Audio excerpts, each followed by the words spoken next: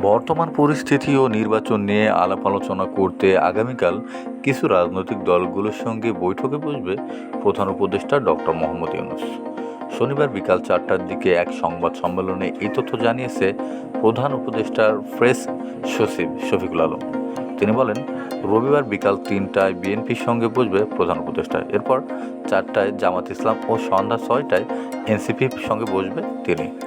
এদিকে গণ অধিকার পরিষদের সভাপতি নুরুল হক নূরকে আইনশৃঙ্খলা রক্ষাকারী বাহিনী লাঠিপেটা করার ঘটনায় তীব্র নিন্দা জানিয়েছে অন্তর্বর্তীকালীন সরকার।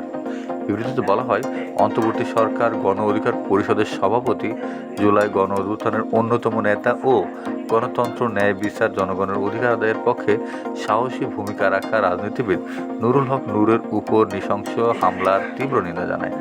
শনিবার অন্তর্বর্তীকালীন সরকারের এক বিবৃতিতে এই নিন্দা জানিয়েছে। অন্তর্বর্তী সরকারের প্রেস উইং বিকেলে গণমাধ্যমকে বিষয়টি নিশ্চিত করেছেন। বিবৃতিতে বলা হয়, এই ধরনের সহিংসতা ন্যায় বিচার ও জবাবদিহিতা নিশ্চিতের ঐতিহাসিক সংগ্রামে জাতিকে একত্র করা গণতান্ত্রিক আন্দোলনের স্পিরিটের ওপর আঘাত বলে মনে করে অন্তর্বর্তীকালীন সরকার।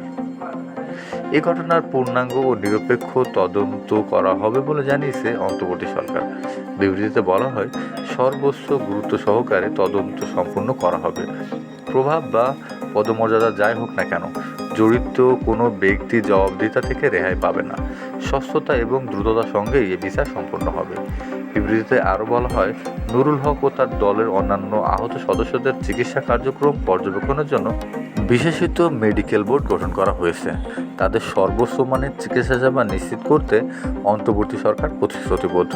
প্রয়োজনে তাদের উন্নত চিকিৎসার জন্য রাষ্ট্রীয় খরচে বিদেশে পাঠানো হবে। বিবৃতিতে আরও বলা হয়, 2018 সালে শেখ হাসিনার ফ্যাসিবাদী শাসনের বিরুদ্ধে কোটা সংস্কার আন্দোলনে নুরুল হকের ঐতিহাসিক ভূমিকা পালন করেছিল। একজন ছাত্রনেতা হিসেবে তিনি তরুণদের সংগঠিত করেছিল, বিভিন্ন মত ও কণ্ঠকে ঐক্যবদ্ধ করেছিল এবং অন্যায়ের বিরুদ্ধে নির্ভীকভাবে দাঁড়িয়েছিল। 24শে জুলাই গণ অভ্যুত্থানে চলাকালে তাকে গ্রেফতার করা হয়েছিল এবং হেফাজতে থাকা নির্মম নির্যাতন করা হয়েছিল। নুরুল হকের ভূমিকা একটি স্বাধীন, সুষ্ঠু গণতান্ত্রিক বাংলাদেশের জন্য আমাদের জনগণের সম্মিলিত আকাঙ্ক্ষার প্রতীক। অন্তর্বর্তী সরকার জুলাই অভ্যুত্থানের অংশগ্রহণকারী সব রাজনৈতিক এবং সামাজিক শক্তির প্রতি ঐক্যবদ্ধ হওয়ার আহ্বান জানায়। বিবৃতিতে বলা হয়, আগামী জাতীয় নির্বাচন 2026 সালের ফেব্রুয়ারির প্রথমার্ধেই অনুষ্ঠিত হবে।